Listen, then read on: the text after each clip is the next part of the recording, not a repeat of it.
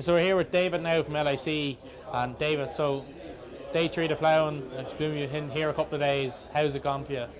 Yeah, good. I suppose the weather didn't play ball, but there's a steady flow of people in more or less every day.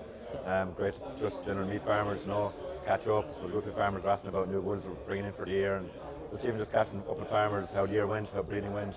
A lot of farmers are scanned now, so kind of no MP rates where they're going for next year. So. Yeah. And I suppose what's your role within LIC? Like what are you doing on a day-to-day, week-to-week basis? So I'm the general development manager at LIC. So I suppose at the moment we're getting a new crews from New Zealand. So I suppose the new proven bulls that are coming in by the end of the month should have most of them selected for the coming year. Obviously then going through them, identifying which can be sexed, identifying which are most suitable for Ireland. And then I suppose you kind of move into the sales season, and then when calves are hitting the ground, then you're identifying calves that are born here. So it's kind of just a running program, it kind of goes round in circles. And I suppose what's the kind of trend you're seeing in terms of what are farmers looking for now when they're picking their bulls, when they're opening the LIC catalogue? What's the standout thing they're looking for? Well, I suppose the farmers who are crossbreeding, I suppose we have a good track record of bringing in the highest BW bulls that we can available. And I suppose this year we really saw that with the crossbreeds and the jerseys. I suppose especially our jersey team. Like our jersey team, basically every jersey that's available in New Zealand in premier size is more or less available here. And then with regard to the Frisian, I suppose we saw a big uptake of farmers looking for percentages, so higher fat and protein percentages. So I suppose that's where the New Zealand Frisian really comes into its own. The majority of our Frisian bulls coming in now are 5% fat and 4% protein.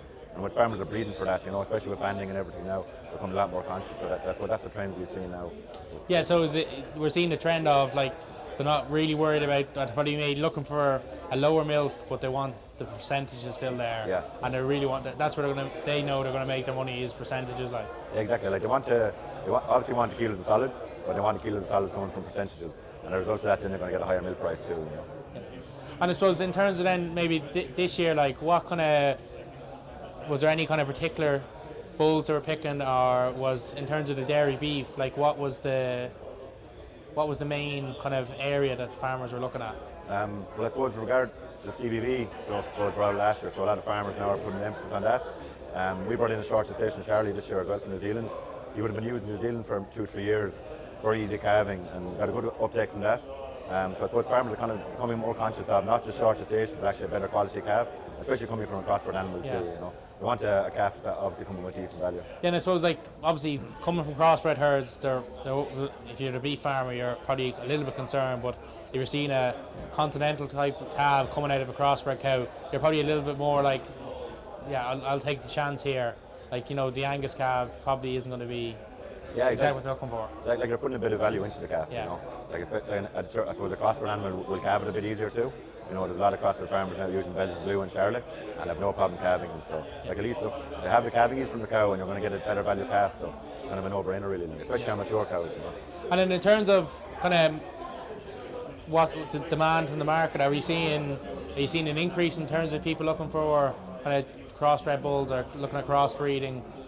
Is it kind of coming back into play again in minds with all the issues in terms of nitrates and banding that have come in? I suppose with sex semen and that, like sex semen kind of started, I suppose, the Jersey bull calf situation. So at least then, kind of farmers who are looking for solids want to go crossbreeding, they use the sex semen or the sex Jersey bulls across the herd. And I suppose the farmers look, and that's up to themselves, they don't want to go crossbreeding, but at least the high solid Frisians are available for them then. Yeah. Look, thanks a lot for talking to us, and best of luck for the rest of the pound. All right, thanks, Brian.